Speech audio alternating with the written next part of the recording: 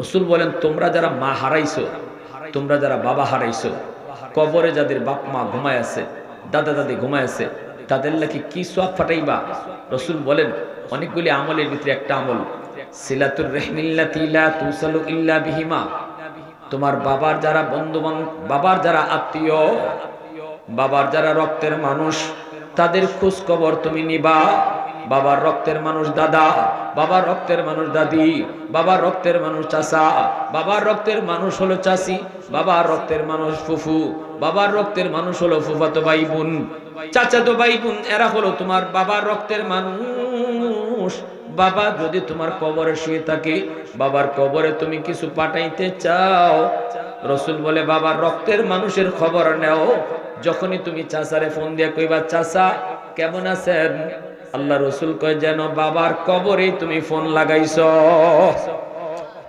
মা নাই কিন্তু মা রক্তের মানুষ কারা কারা আছে খবর নাও। মা রক্তের মানুষ হলো মামা মামি, মা রক্তের মানুষ হলো খালা খালু, মামাতো ভাই বোন, খালাতো ভাই বোন, নানা নানি।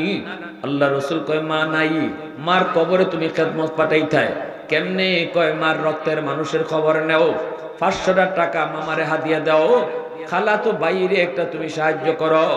ফোনটা দিয়ে যদি খালারে কও, খালা তুমি কেমন আছো, রাসূল কয় যেন মার কবরে তুমি ফোন দিয়ে কইছো, আম্মা তুমি কবরে কেমন আছো। মানুষের যুক্তি যেখানে শেষ, এখানে আল্লাহর কুদরত শুরু। মানুষের চিন্তা চেতনা যেখানে শেষ, এখানে আল্লাহর কুদরত শুরু। এত বড় সফর যে আল্লাহ আমার আপনার নবীরে করাইছেন, মেরাজের সফর, এই সফরটা একান্তই আল্লাহর কুদরত। ঠিক কিনা জোরে বলো? এটা আল্লাহর কুদরত।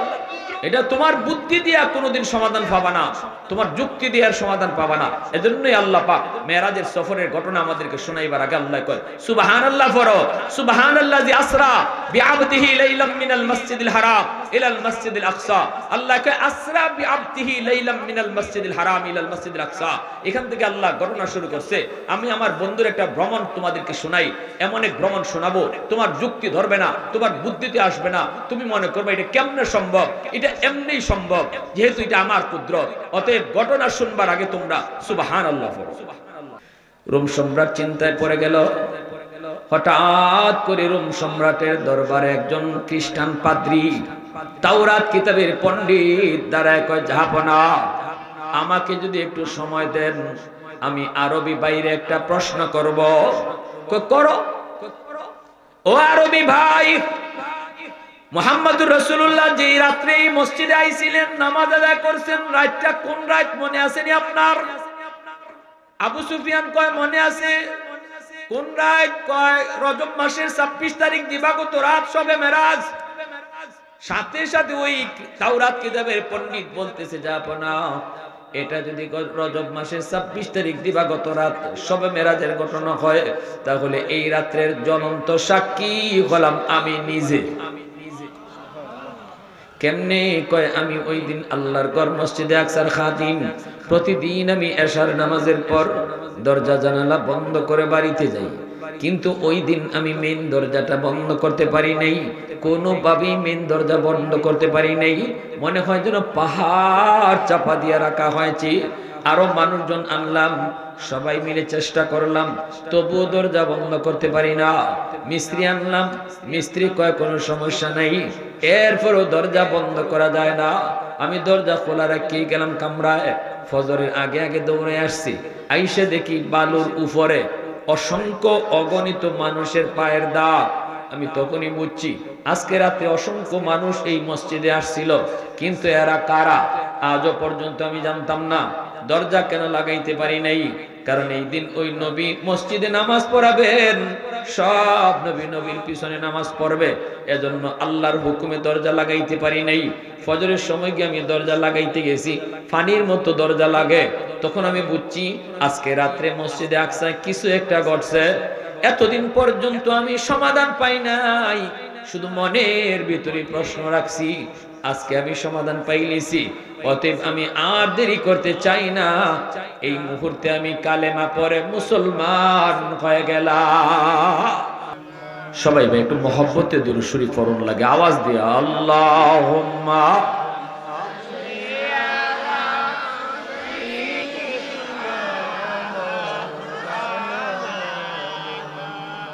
وعلى آل سيدنا مولانا محمد। পায়রা বন্ধুরা এবার একটু শুনেন, আজানের পর্ব শেষ হইলে পরে আল্লাহ বলে, জিব্রাইল সব নবীর কওম মসজিদের ভিতরে যায় যেন কাতার বন্দী হয়ে খাড়ায় যায়, আর তুমি একামত দেওয়া শুরু করো। জিব্রাইল একামত দেওয়া শুরু করে দিয়েছেন। নবীজি বলেন, আমি তখনও দেখি ইমামের জায়গা খালি। ইমাম কে হইব কেউ জানে না। ১০০ লক্ষ নবী এই জায়গায়, এত বড় জামাতের ইমাম কে হবে কেউ জানে না। একামত শেষ হওয়ার পর রাসূল জিব্রাইলকে জিজ্ঞেস করেন, ভাই জিব্রাইল, একামত তো শেষ করে দিয়েছো, কিন্তু ইমাম সব কই? জিব্রাইল মুস্কি হাসি দিয়া কয়, নবী গো, আজকে এত বড় জামাতের ইমামতি আল্লাহ আপনাকে দান করেছে। নবী ইমামতি করছেন। রোম সম্রাটের কাছে আল্লাহর রাসূল কালেমার দাওয়াত দিয়ে চিঠি দিয়েছেন। রোম সম্রাট হেরাক্লিয়াস সে চিঠি পায়, কয়, মুহাম্মদ আমার কাছে কালেমার দাওয়াত দিয়ে চিঠি দিল, মুহাম্মদ নবী দাবি করে, মুহাম্মদ ভালো না খারাপ কেমনে বুঝতাম? মুহাম্মদের গ্রামের পাশে অথবা তার বাড়ির পাশে কেউ আসেনি রুমে, ফাইলে তারে দৈরে লইয়াও, আমি তারে জিগাইতাম মুহাম্মদ ভালো না খারাপ। ফাইলিসে আবু সুফিয়ান কাফিরদের লিডার রে। কয় বাড়ি কই? কয় মক্কা। মুহাম্মদ রে চিনো? কয় চিনি না। মানে ভালো করে চিনি। বালা না খারাপ? এখন আবু সুফিয়ান ফরসে ভাড়া বাসের সিবাত। বালা কইলেও বিপদ, খারাপ কইলেও বিপদ। যদি কই খারাপ তাইলে কইব আরো 10 জনে কইব বালা, কারণ মুহাম্মদুর রাসূলুল্লাহ যে বালা এটা কাফিররাও কয়। আলামিন উপাধি কি মুসলমানরা দিছে না আবু জাহেলে দিছে? আবু জাহেলই রাসূল আলামিন উপাধি দিছে। অতএব আবু সুফিয়ান ফরসে বিপদ। ডাহা মিশা কথা কেমনে কই? ডাহা মিশা কথা কেমনে কই?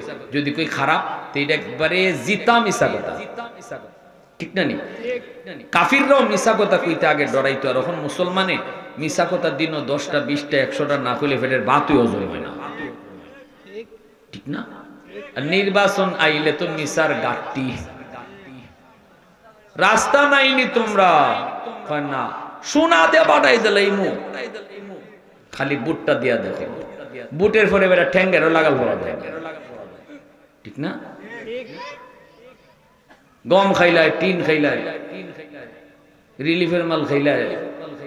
মমি সিং এক বেটা কয়, কে হুজুর গম আর টিন কইছে না, আমাগো নেতায় টয়লেট খাই নিয়েছে। আমি কইলাম ইডে আবার কেমন কথা বুঝলাম না। কয় হুজুর গমের টেকা খাইলে যদি গম খাওয়া হয়, তো টয়লেটের টেকা খাইলে টয়লেট খাওয়া হয় না? আমি কই ঠিকই তো। আমরা গরিবের 10টা টয়লেটের টেকা আইছিল, হে খাইলিছে, তা তো টয়লেটে খাইছে, ঠিক না? হ্যাঁ, এজন্য মিশার গাট্টি হইল আমরা। আর কাফিররাও মিশা কথা কইতে একটু নিজের বিবেকে বাধ্য। জিতা মিশা কথাটা কেমন কই? জিতা মিশা কথা, যত ওয়াদা আছে সব নির্বাচনের আগে আমরা সব মিশা ওয়াদা, সব মিশা। খালি বুটটা পাইবার লাগে, বুটও যাইতো বেটা, কয় চাচা বুটটা পরে দাও, একটা ঠান্ডা খাইয়ে যাও। তো এক গেলাস 7 আপ দিছে। 7 আপ দেওয়ার আগে 7 আপের বোতল যখন খুলে, মুখাটা খুললে পরে দেখবে পুস করে আওয়াজ উঠে, ঠিক না? তো মুরব্বী মানুষ জীবনে ইতা খাইছেও না, আওয়াজও শুনছে না, শুনলে বেটা ডরাই গেছে, হইতে না তুই আমার খাওয়াইতে নাকি, তা বোমা মারছত না? তা না চাচা বোমা না, এটা ঠান্ডা, খাইলে যে মজা। এক গ্লাস খাওয়াইছে, খাওয়াই করে বাবা হাসুই দি যে মজা। কয় এখন কি করতাম? কয় বুট দিতে যাইবা না, আমাকে মার্কাত বুটটা দিও। কয় কি মার্কা বাবা? কয় আনারস। আচ্ছা বাবা আনারস দিও। আনারস দিয়েই আইছে। আই এখন বাবা যেভাবে কইসলা এইভাবে দিছি আনারস, আর একটা গ্লাস দিবা। কয় কিতা? হন চিনে না। কয় না ওই যে খাওয়াইসলা বুটের আগে। কয় নাম খাও বাবা রে, বুড়া মানুষ গরিব মানুষ, নাম টাম চিনি না। ওই যে পুস করে উঠছিল এটা। তখন এরা কয় ও ইটা বুটের আগে ফুস করে, বুটের পরে আর ফুস করে না, ঠিক না? নি এমনই তো আমরা। আবু সুফিয়ান কয় জাহাপনা মুহাম্মদ ভালা না খারাপ? আমি কইব না।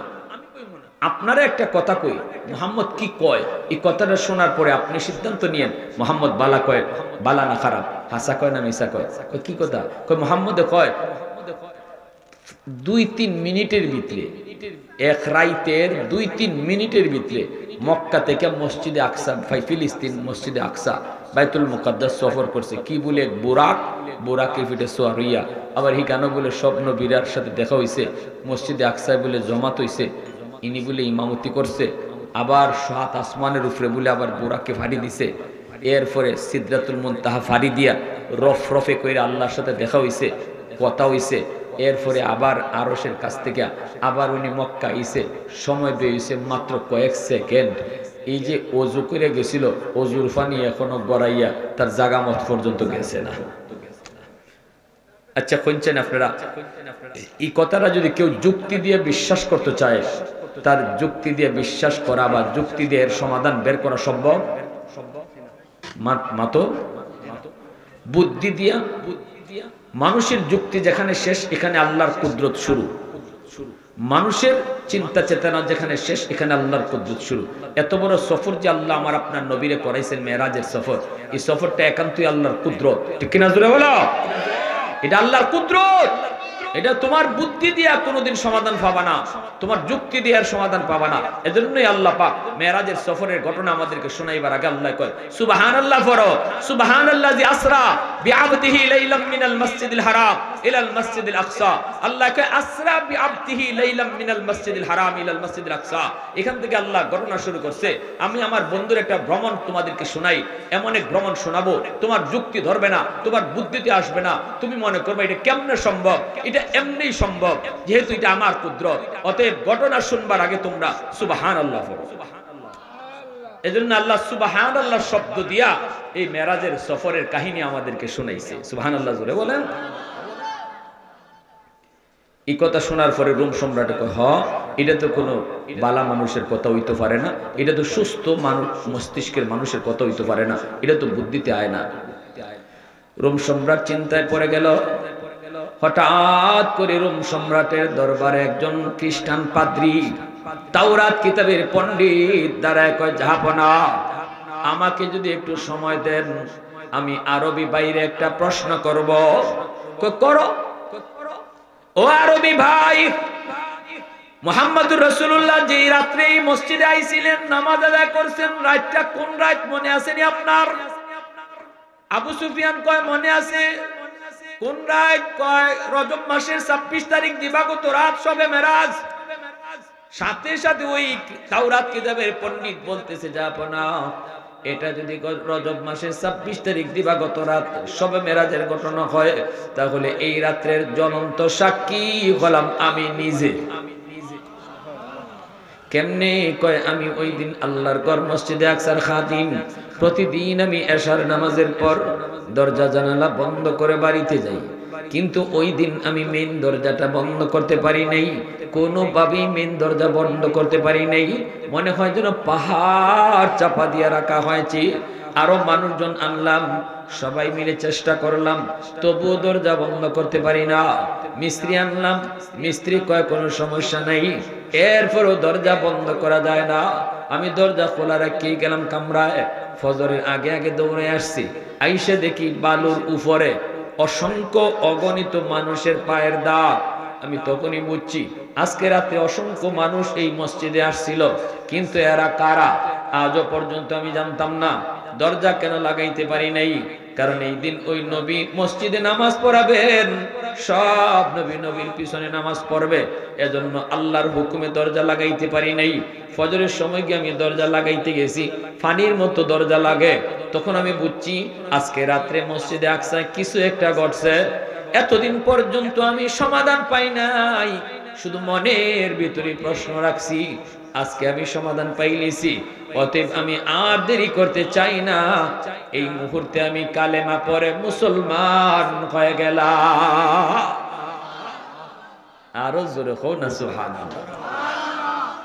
ভাইরা বন্ধুরা, এত বড় নবী আমার আপনার নবী, আল্লাহর সাথে দেখা করছেন, গিয়া কইন আল্লাহ আমি যে মেরাজ করলাম, আমার উম্মতে মেরাজ করবো কেমনে?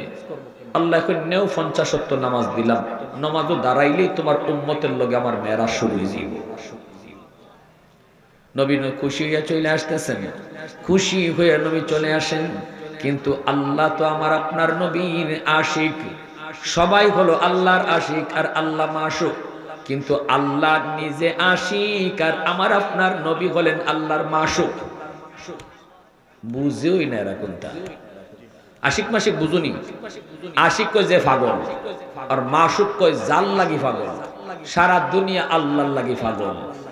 আর আল্লাহ এখন আমি আমার বন্ধু মুহাম্মদুর রাসূলুল্লাহ লাগি পাগল। ওহন গে বুঝছো মাশাআল্লাহ। এখন আল্লাহ 50 ওয়াক্ত নামাজ দিয়ে দিবেন, নবীজি খুশি আইতেছেন, কিন্তু আল্লাহর তো মন মানে না। দুস্তরে আরো কিছু সময় দেখবার ইচ্ছা লাগে আল্লাহর, কিন্তু দুস্ত তো জায়গা খুশি হইয়া আল্লাহ আটকাইব কেমনে? মুসা নবীর এখন মুসা মাশুক তো জায়গা আরো কিছু কথা কইমু দেখমু বুঝাইয়া শুনাইয়া তুমি ফিরত পাঠায় দিও। মুসা নবী কয় নবী গো 50 ওয়াক্ত উম্মতের লাগি বেশি কমায়া আনেন, পারবে না আপনার উম্মত? নবী কয় হ আমি তো খুশির চুটে হুশ হারাই লিছি, দৈনিক 50 ওয়াক্ত উম্মতের নামাজ কেমনে পড়ব? রাসূল আবার আসলেন, আল্লাহ জিজ্ঞেস করে বন্ধু কেন আসছো? নবী কয় মালিক উম্মতের লাগি বেশি হয়ে গেছে, নামাজ কমায় দাও। আল্লাহ কয় নেও 5 ওয়াক্ত কমাইলাম। এইবার রাসূল 45 ওয়াক্ত নিয়ে আসতেছেন। আল্লাহ তখন কয় মুসা বন্ধু জায়গা আবার ফিরত পাঠায়ো। মুসা নবী কয় নবী গো আরো কমান। রাসূল আইছেন আবার, আল্লাহ আরো 5 কমাইলো। এইভাবে রাসূল 9 বার আইলেন গেলেন, 9 বারে 45 ওয়াক্ত আল্লাহ কমাইলো। আমার প্রশ্ন হলো একবারই তো আল্লাহ পারে 45 কমাইতো, 9 বারে কেন কমাইলো? 9 বারে কমানোর কারণ হলো নামাজ কমানোর উসিলা ধইরা আল্লাহ বন্ধুরে নিব আর দেখব কথা কইব। সুবহানাল্লাহ। একবারে কমায় দিলাইলে তো একবারই দেখা শেষ। এবার কমায় আর বন্ধুরে নেওয়ায় নিলে পরে আল্লাহ কয় দোস্ত ও দোস্ত কেন আসছো? মালিক বেশি হয়ে গেছে কমায় দাও। আল্লাহ তখন কুদরতি মুস্কি হাসি দিয়ে নেও 5 কমাই দিছি। এইভাবে 9 বার কমাইয়া 45 কমলো, রইল কত?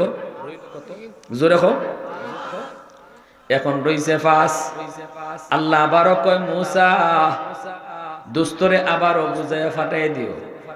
মুসা নবী কয় নবী গো 5 পারতো না, কমায়া নেন।